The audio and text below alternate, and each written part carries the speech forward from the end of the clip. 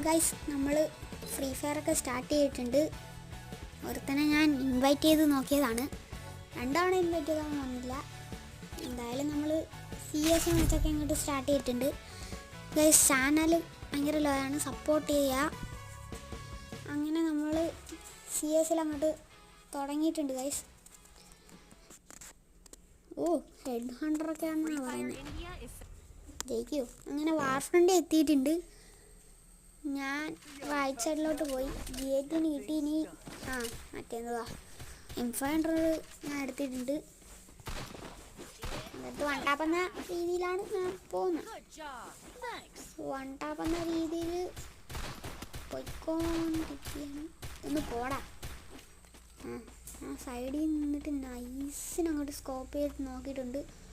അപ്പോഴാണ് നമ്മുടെ ഉങ്കോൺ ചെക്കന് ചെറുതായിട്ട് മറ്റേ വൈഫൈ പോയെന്ന് തോന്നിയത്. നമ്മളെന്തായാലും വൈഫൈ പോയിട്ടില്ല ചെക്കന്.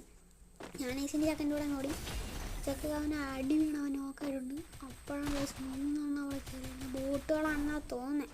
അപ്പോഴത്തേനും നമ്മുടെ സാൻഡ് നന്നാക്കി വന്നു ഇടിച്ചു വന്നു ബോട്ട് ഗൈസ്. അവന് മാക്സിമം ഇത് കൊടുത്തപ്പോഴത്തേനും നോക്കായി. ഞാൻ ജീവൊക്കെ കൊടുത്തു എല്ലാം അവനെ നോക്കി. ഇവന്മാർ ചേടാ ആദമടാ ഓൾഡ് പ്ലെയർ.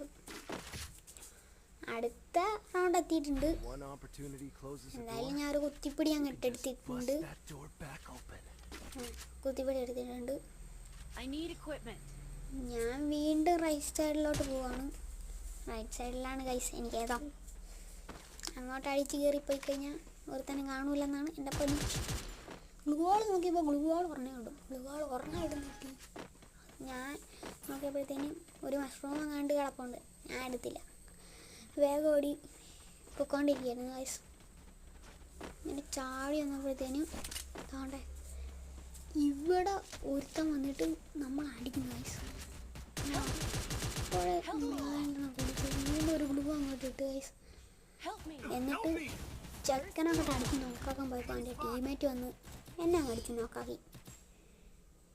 നമ്മൾ ഡിഫീറ്റ് ആയി ഗൈസ്. അമ്മാരി വീണ്ടും ജയിച്ചു. അടുത്ത റൗണ്ടിൽ ഞാൻ പാപ്പോ